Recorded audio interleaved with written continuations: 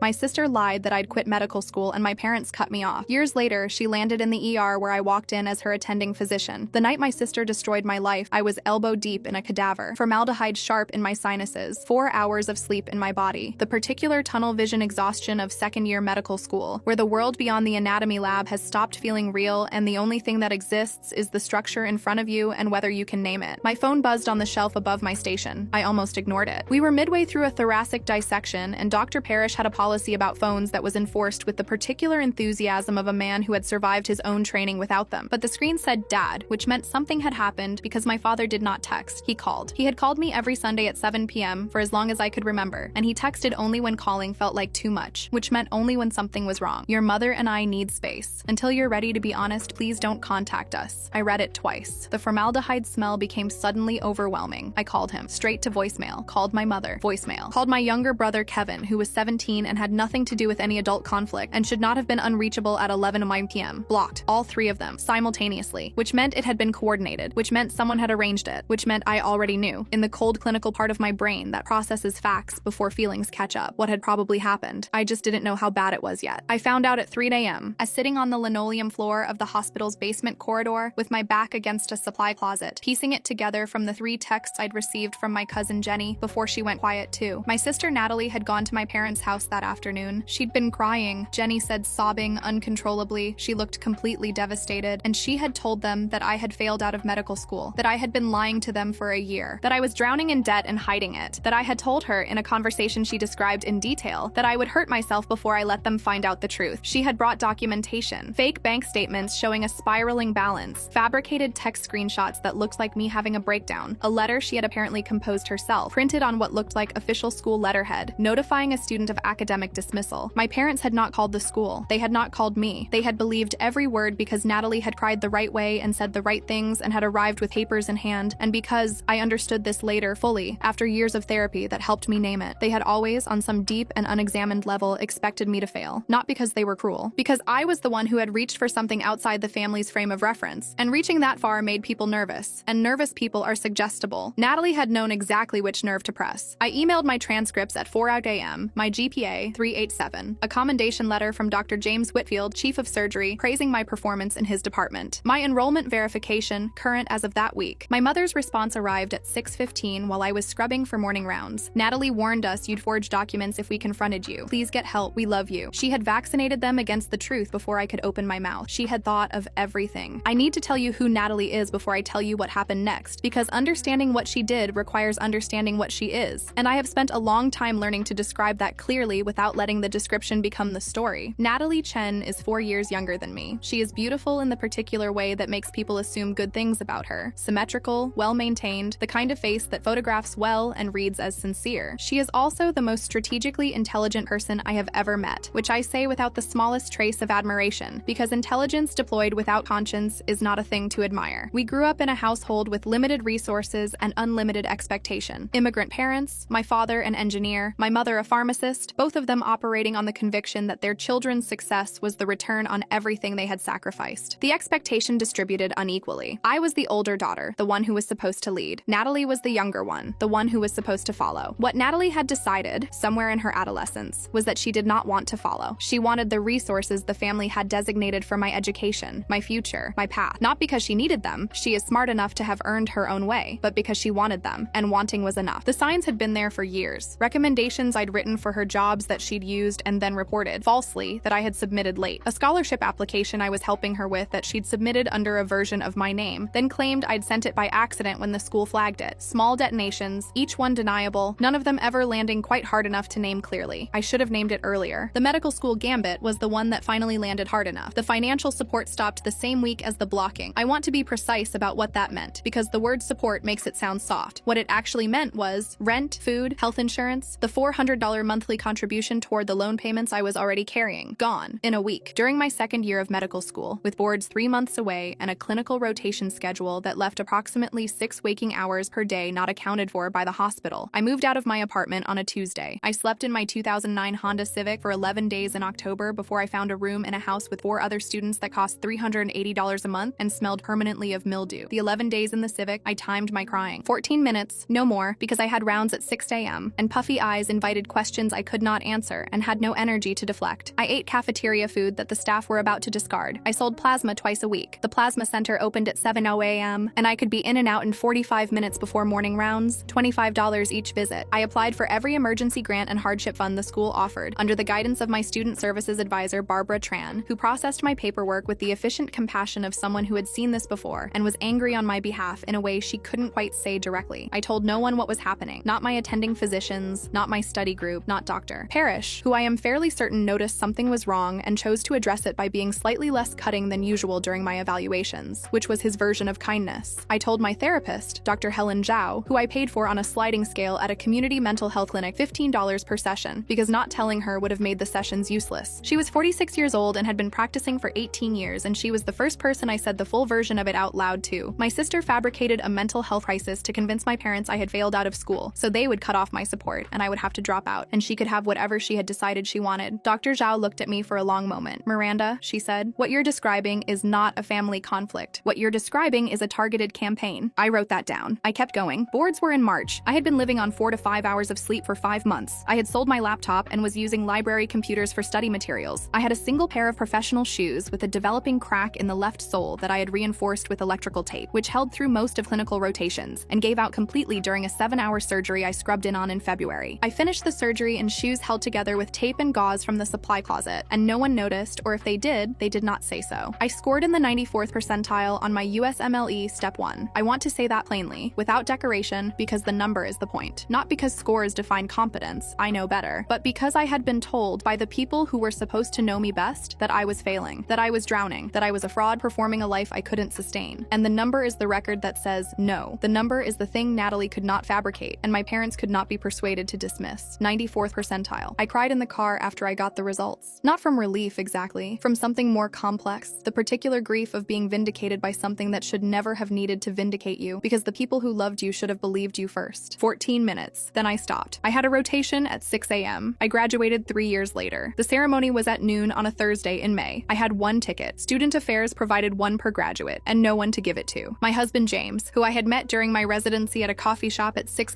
a.m., when we were both in the specific trance of people who have been awake for 22 hours, came anyway. Stood in the standing room at the back. Took a photo on his phone when they called my name. I walked across the stage. I shook the dean's hand. Dr. Richard Calloway, who had been dean of the medical school for 9 years, gave me the particular look that administrators give graduates whose family section is conspicuously empty, brief, searching, an attempt to locate the people who should be there, and then looked away. I smiled for the official photographer. I have the photo. I look composed and clear-eyed and entirely alone, and I look like someone who has made peace with that, which is because I had. James took me to dinner that night at a place we could barely afford. He ordered champagne. He looked at me across the table and said, "You did something remarkable. Not I'm proud of you," which would have been about his feeling. "You did something remarkable," which was about the fact. I have loved him for many reasons, but that sentence is near the top of the list. We married 2 years into my residency. Small ceremony. His family, my friend Claire from medical school, Barbara Tran, who had processed my hardship applications, and cried a little during the vows. No one from my family. I had stopped expecting them. 6 years passed. I became an ER attending physician at Presbyterian Memorial Hospital, a level 1 trauma center. I was 34 years old. I had an apartment with a real kitchen and a bed that didn't fold out from a wall, and a husband who made coffee before I woke up on early shift mornings and left it in a thermos on the counter. I had colleagues I respected. I had patients who were sometimes grateful and sometimes terrifying, and occasionally both simultaneously. I had built something so solid that Natalie's architecture of lies couldn't reach it. This is not a story about forgiveness. I want to be clear about that. I had not forgiven my parents. I had not forgiven Natalie. I had, with Dr. Zhao's careful guidance over 4 years of sessions, arrived at something more sustainable than forgiveness, a complete separation. The kind where you stop waiting for an apology because you have finally understood that the apology, even if it came, could not return what was taken. I was fine. I was genuinely, structurally fine. And then my phone rang at 11:43 p.m. on a Tuesday in November. Unknown number. I almost let it go to voicemail. I answer unknown numbers reflexively. Occupational habit, emergency calls come from unfamiliar lines. And the voice on the other end was my mother's, not the voice I remembered. Something shredded out of it. Barely human. Miranda. A pause in which I could hear her trying to find the next words. "It's Natalie. Her heart. They said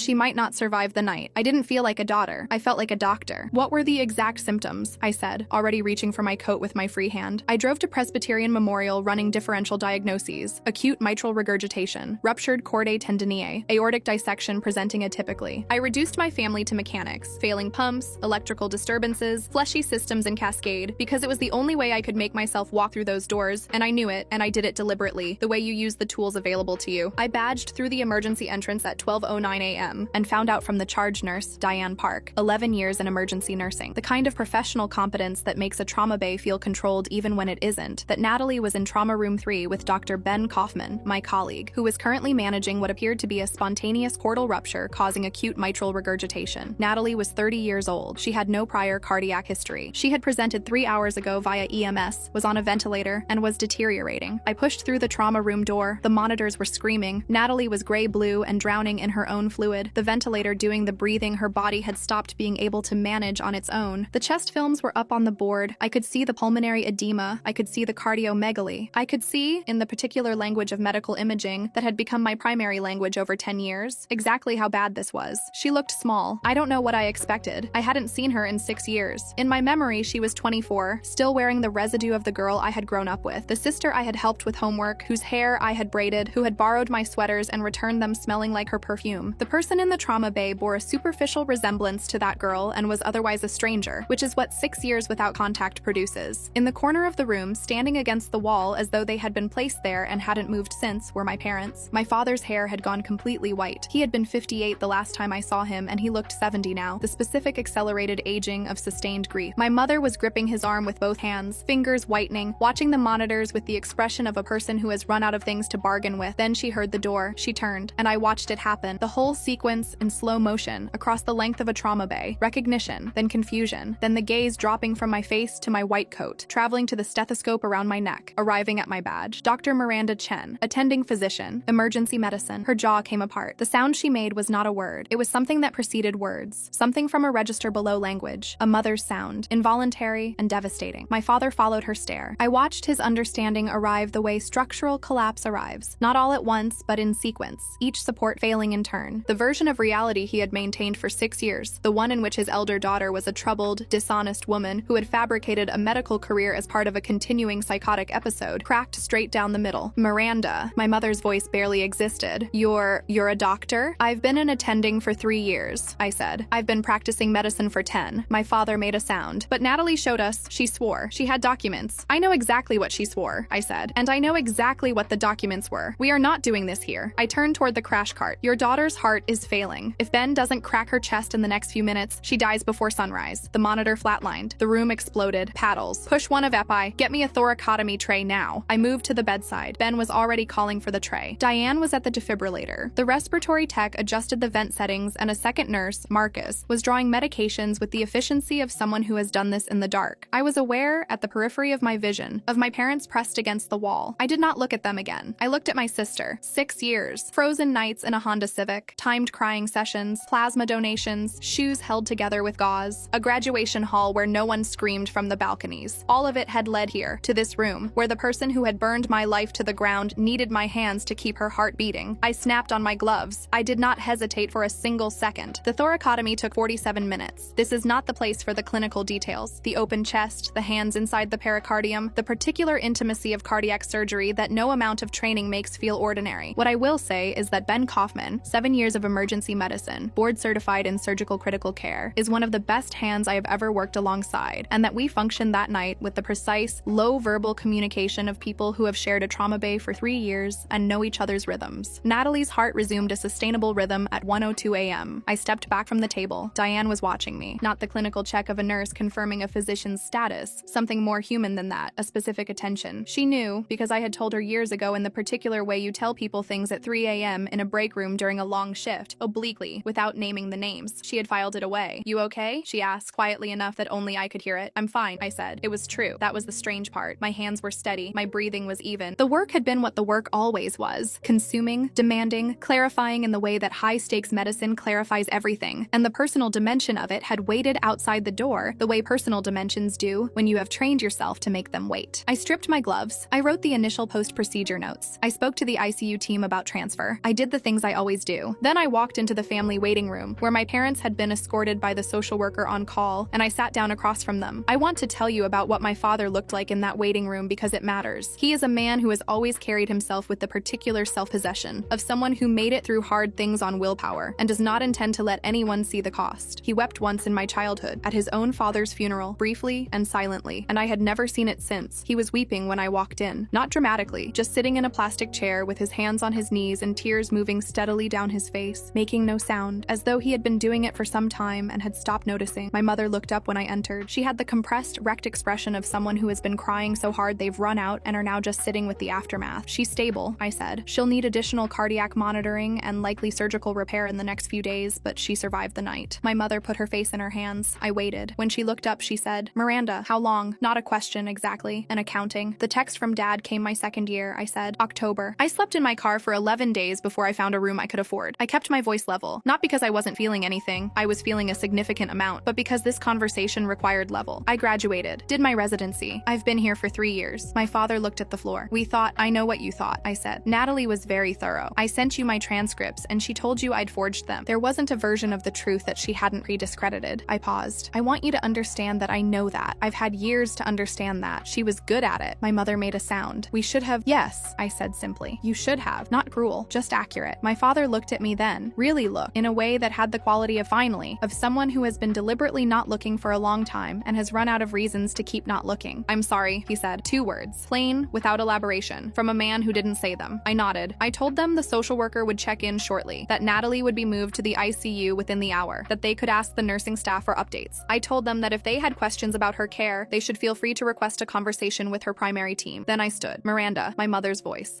Will you, can we?" I stopped. I looked at her. "I don't know," I said honestly. "I'm not going anywhere. I'll be here if you need medical information about Natalie's care. The rest of it is going to take time that I'm not sure I have tonight." I walked back to the ER. Natalie was awake 4 days later. I had avoided her room, not deliberately, or not only deliberately, but because her care had been transferred to the cardiac surgery service and my involvement was complete, professionally, and the rest of it was not something I had decided how to approach. She asked to see me on a Thursday morning. The request came through the floor nurse, a young man named Tyler, who delivered it with the careful neutrality of someone who had been briefed that the situation was complicated and was trying to honor that without knowing the details. I thought about refusing. I went. She was propped up in the cardiac ICU bed with the particular diminishment of the recently very ill, smaller than she should be, the vitality temporarily absent, the face stripped of its usual performance. She looked at me when I walked in with an expression I had not seen on her face before, which was the expression of someone who has run out of the thing they have always used. She couldn't perform anything. She was too tired. "Miranda," she said. "Natalie." I sat in the chair beside the bed. Silence. "You saved my life," she said finally. "I did my job," I said. "I destroyed yours." I looked at her. "You tried to. It didn't work." Her jaw tightened. Not anger, something else. Something that was working very hard not to be what it actually was. "I was jealous," she said. "That's not enough. I know that's not enough, but that's what it was." She looked at the window. You were always the one who was going to make it. Everyone said it. They looked at you and they just knew. And I thought she stopped. I thought if I took that away, I'd get a turn. I did not tell her I understood. I didn't think that would have been honest. "You got a lot of turns," I said. "You just wanted mine." She closed her eyes. "Yes," she said. "That's exactly right. There was no explosion in that room. No confrontation I had spent 6 years imagining. Just 2 women in a cardiac ICU, one of them alive because of the other, and the particular quiet that settles when everything has already been said by the facts." I stood up. "I'm going to need time," I said. "A lot of time. I don't know if it leads anywhere. I'm not promising you it does." She nodded without opening her eyes. I left. My parents filed a police report about the fabricated documents 3 weeks after Natalie was discharged. This was their decision. I had not asked for it. My father called me on a Sunday evening, 7 p.m., the old time, which I don't think was accidental, and told me they had consulted with an attorney and were going to the police with everything they had. The fake bank statements, the fabricated letters, the transcripts they had been told were forgeries. My mother had found the originals in Natalie's email. She had forwarded herself copies, apparently for reasons my mother described as, "I don't know. Miranda, she keeps things. She always kept things." And the original fabricated documents were in a folder in Natalie's sent mail. Detective Priya Nair, 12 years with the city's financial crimes unit, took the report. She was thorough and unsentimental, which is what the situation required. She reviewed the fabricated documents, compared them to the legitimate records my parents provided, and classified the case as fraud and defamation with potential civil implications. No criminal charges were ultimately filed. Natalie's attorney negotiated an agreement in which she acknowledged the conduct, signed a formal written admission, and agreed to a civil settlement with my parents covering the costs of 6 years of the support they had withheld from me. The settlement funds went to my parents, not to me, because I had not asked for them. What I had asked for was the written admission, which my attorney Nina Carr, 8 years family and civil law, had negotiated as a non-negotiable term. The document exists, notarized, in my files. Natalie Chen, in her own words, confirming that she fabricated evidence, coordinated a campaign to sever my relationship with my family, and did so with full knowledge of the consequences. I look at it sometimes, not often. Mostly I don't need to. I am 36 years old now. I work Tuesday, Thursday, and Saturday shifts in the ER at Presbyterian Memorial. James makes coffee before I leave for early shifts. I have a patient panel I know well, and a resident I've been supervising this year who reminds me of myself at that stage. Precise, slightly too serious, not yet convinced that surviving is the same as succeeding. She will figure it out. My parents and I are in the early, careful stages of something I don't yet have a name for. My father calls on Sundays at 7 p.m. My mother sent a card on my birthday, handwritten, which I kept. We are not yet the family we were before Natalie. We are not yet the family we might have been without her. But we are something, and something is more than I had at my graduation. Dr. Zhao, who I still see once a month, calls this provisional reconstruction. The word I use for it is enough for now. Natalie is recovering. She and I speak occasionally, briefly. I do not know what we are building, or whether we are building anything. I know that she sent me a birthday card this year with a single line inside, "I know sorry isn't enough. I'm going to spend the time anyway." I have not responded yet. I'm still deciding. People ask me sometimes, colleagues who know pieces of the story, the resident who asked me once after a difficult shift, whether it was hard to save her. And I want to be honest about the answer, because the easy version and the true version are different. The easy version is, she's my sister. Of course I saved her. The true version is, in that trauma bay, she wasn't my sister. She was a 30-year-old woman with a failing heart and a specific constellation of physiological problems that I was trained to address. And the history between us had no bearing on the medicine, and I did not let it. That is not coldness. That is not heroism. That is what the training produces when you do it right. That is what 10 years and a Honda Civic and 14-minute crying sessions and plasma donations and a cracked shoe and a 94th percentile score and a silent graduation hall. That is what all of it produces, eventually, when you refuse to break. She put me in the street. I put her back together, not to make a point, not to prove something, not to arrive at a moment she would have to acknowledge, because she needed a doctor, and I was one. That's the whole story. That's all of it. There's a photo on my office wall. Me, white coat, stethoscope, badge. My husband took it on the day I made attending. I'm alone in it. I always thought I'd replace it when I had something better. I haven't replaced it. I look at it sometimes when shifts go long and the work gets heavy and I need to remember what it cost to get here. It cost everything, and it was worth it. Every single frozen 14-minute plasma sold electrical tape shoe silent graduation minute of it. Worth it.